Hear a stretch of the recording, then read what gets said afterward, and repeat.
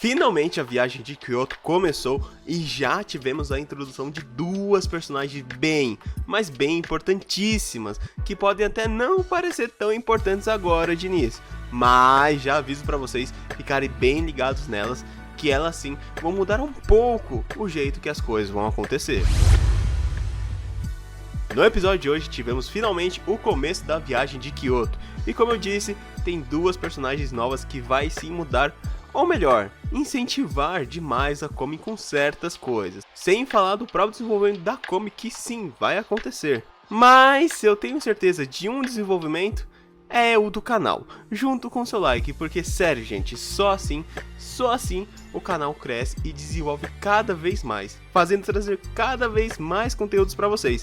Então, já deixa o joinha, se inscreve e ativa o sininho para não perder nada. E claro, me dar aquela força imensa, porque o que tá vindo vocês não esperam, é muito, mas muita coisa boa. Agora sim, bora pro vídeo.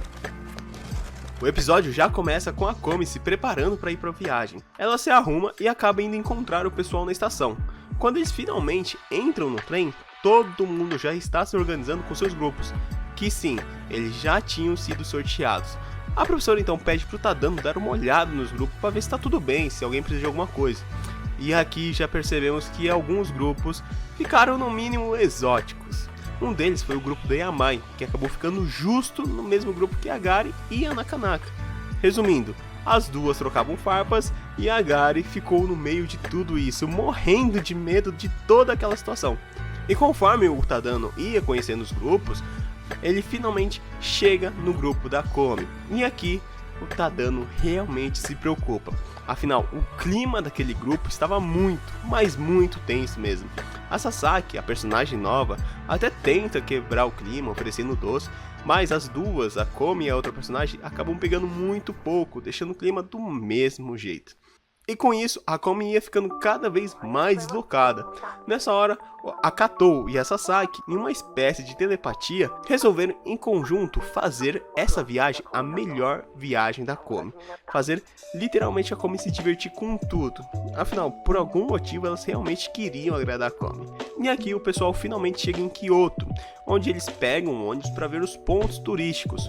O problema é que a guia turística deles é nova nessa área e ela está bem, mas bem nervosa. Inclusive, quando ela está se apresentando, ela acaba mordendo a língua e todo mundo percebe. Ela até consegue contornar bem a situação, mas por dentro ela estava morrendo de vergonha. Sabe aquela situação quando você faz algo de errado e até tenta disfarçar, mas no fundo você sabe e tá com aquele sentimento ruim? Então, foi exatamente isso. E pra piorar, a Najimi pergunta se ela tem namorado, deixando ela mais tensa ainda. Afinal, o guia dos guias do turista diz que essa é uma das perguntas mais difíceis de se responder. E logo em seguida vem um dos garotos fazendo uma piadinha, dizendo que queria se candidatar para essa vaga, e isso quebra todo o clima da apresentação dela. Mas ela não desiste, ela continua tentando fazer as apresentações dos lugares, mas falha todas as vezes. Inclusive, uma das vezes o pessoal acabou se distraindo com a beleza da Komi sentada, só para vocês verem o nível que estavam as coisas. Tá que se a gente for considerar essa sala em específica que é fanática na Komi, até que é normal, mas pra guia isso abalou demais ela.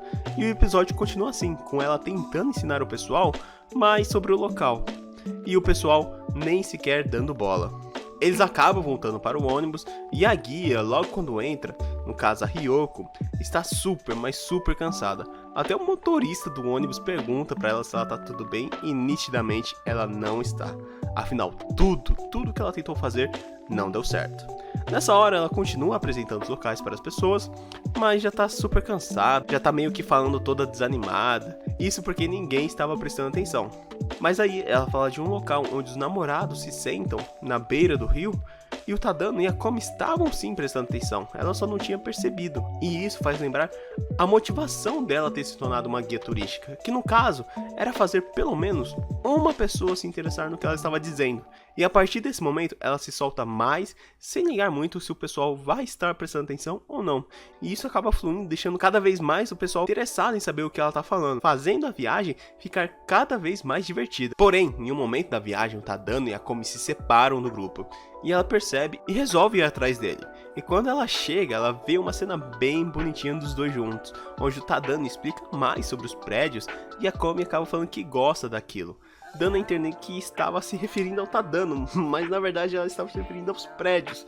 Mas aí o Tadano já estava todo envergonhado, ela também, ela até tenta escrever de novo, mas já estava com aquele clima que não dava mais para voltar atrás. E a Ryoko estava vendo tudo aquilo, inclusive ela ressalta que é para eles dois se casarem logo de tão fofos que eram juntos. A partir daqui a gente parte para a pousada que eles ficam, e logo para começar a Najimi já tenta se infiltrar no grupo das meninas, mas já é barrada, apesar que no final ela acaba voltando. Mas enfim, a professora fala para as meninas irem tomar banho, e as más intenções da Yamai já vêm à tona. Afinal, ela queria ver muito, mas muita Komi pelada. E para piorar, não bastava ver ela pelada, ela precisava tocar nas partes íntimas dela. O que não é novidade para ninguém, afinal a Yamai realmente precisa ser tratada logo, porque o probleminha da cabeça dela é muito sério. No final, ela fica esperando a Komi se trocar, só que a Komi não consegue, afinal ela tem vergonha de tomar banho em público com as outras garotas. E para vocês que não sabem, geralmente nessas pousadas do Japão, o banho é comunitário, e por causa disso a Komi e a Gari estão com muita vergonha de entrar. Principalmente a Gari, que teve um certo trauma no passado, só que nessa hora acaba chegando a Onemine, e do jeitão de irmão mais velho, ela entende a situação e acaba dando uma toalha para as meninas, para elas literalmente tomarem banho. A Yamai ali nitidamente não conseguiu ver nada, por causa literalmente da Onemine e das meninas, então ela resolve mudar de plano e ir esperar na fonte termal.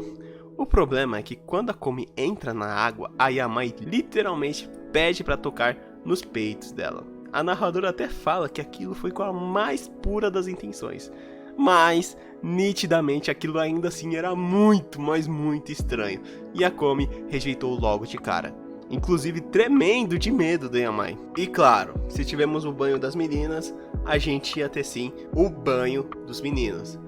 Mas, gente, sério, eu prefiro não comentar muito dessa parte em específico, afinal já tinha sido um pouco embaraçoso no mangá, mas no anime eles conseguiram, sério, se superar. Foi uma cena bem engraçada, mas eu prefiro não comentar muita coisa. A única coisa que eu posso dizer é que a Komi e eu tivemos a mesma reação de que porra é essa? E se você não assistiu essa cena, eu recomendo muito você assistir, porque é muito, mas muito engraçada. E o último capítulo que foi adaptado foi a Guerra de Travesseiros, que foi até bonitinho. No caso, a Najimi propõe um campeonato onde a última pessoa a ficar de pé ganharia o direito de escolher o lugar onde dormiria. E todo mundo já se anima, porque todo mundo queria dormir do lado da Komi. Então eles já começam aquela guerra.